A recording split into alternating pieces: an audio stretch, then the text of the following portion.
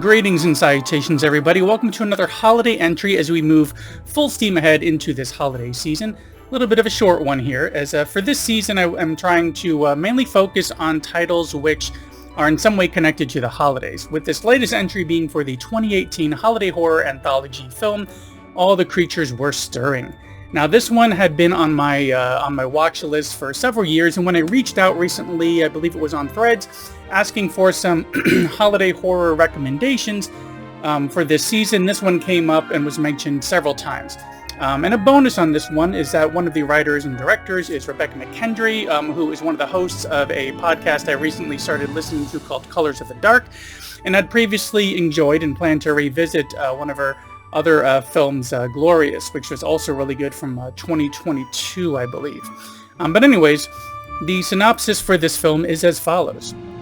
When an awkward date on Christmas Eve leads a couple into a strange theater, they're treated to a bizarre and frightening collection of Christmas stories, featuring a wide ensemble of characters doing their best to avoid the horrors of the holidays. From boring office parties and last-minute shopping to vengeful stalkers and immortal demons, there's plenty out there to fear this holiday season. That's quite the long synopsis there. But as I've mentioned in other anthologies I've covered, I enjoy anthologies because they get a few smaller stories, typically each one being shorter than like a TV episode. And, that I can kind of enjoy them all in one place in one film. Some entries are always better than others, but usually all are at least worth checking out, even if it's not your favorite in that grouping. As long as it kind of follows whatever through line they're using for this anthology pretty well, which in the case of this film, as the synopsis says, involves a couple going on a Christmas Eve date to a theater. Now, each act in this play that they are watching is telling that story. So the kind of starting as showing us the actors on stage, getting set up, then going into the film segment of the anthology story itself, and then wrapping up again with a quick return to that theater as the actors in the play are finishing up that scene. Now, as far as the overall feel of this film goes, specifically compared to other anthologies I've covered, such as the last one I covered for VHS Beyond, this one is much more tame. Now, the horror in this one is a bit more lighthearted.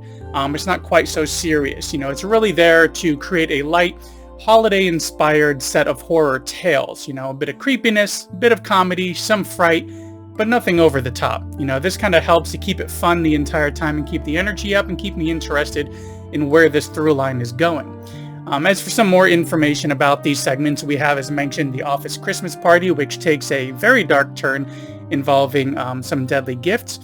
After that, we also have one about a man locking his keys in his car, and as he's asking for help for some strangers, he ends up getting pulled into something not just dangerous, but very long-lasting. We also get a grumpy, like Ebenezer Scrooge style kind of character having issues with his overly enthusiastic neighbor when it comes to these Christmas decorations. We have an incident involving an accident on the road and a deer that was hit, a reindeer. That one gets kind of weird. And possibly the most strange on this, I would say, is an event involving a group of friends over for Christmas, only to find out that that the one that they are visiting has been dealing with some other visitors for years when it comes to the holidays. Definitely, I would say, the strangest one in all this. But finally, we also have our through line for all of this. With our two characters out on this date, and they're watching these acts in this play unfold as it begins to blur the lines between what is in the play and what is specifically linked to real life. It's a really good through line that helps connect all these together, and I love the way that they use the play as a way to tell that story. Now, all of this is not only presented with that light tone that I mentioned, but a pretty fast-paced one, not just in the way that they move from segment to segment pretty quickly with little to no downtime or any segments that dragged, but also in that it has a pretty slim 80-minute runtime, so it's really easy to fit this one in.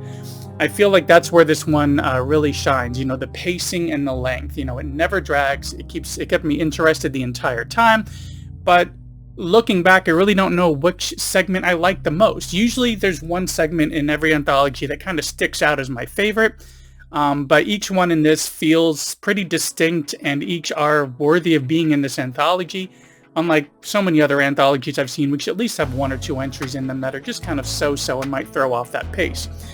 Now, I don't know why it took me so long to finally get around to watching this one. It had been on a list of mine, like I said, for years, and I'm glad that some of those who did respond to my posts about the holiday horror had mentioned it, because it turned out to be light, spooky, holiday fun, that dash of horror all over it, but everything still revolving around Christmas, which was more than worth checking out. And speaking of checking out, thanks for checking out this latest quick little entry here, this short entry for the holiday horror anthology film, All the Creatures Were Stirring from 2018, which at the time of this video is available on Shudder as well as paid rental. I can see working this one in pretty much every holiday season, just for the simple fun of having, horror mixed with the holidays in the way that they did it in this film. Anyways, that's all I've got for this short entry here. Thanks for coming by, and if you like what you see, please give me a thumbs up, and if not already subscribed, consider subscribing and hitting that little bell icon to get notifications for when I put up new content, which is usually between 1 to 3 times a year. Throughout the holidays, it'll probably just be 1 to 3 times a week. During the holidays, it'll probably only be 1 time a week, but we'll see what comes up. Anyways, that's all I have. Thanks for coming by, and I will see you in the next one.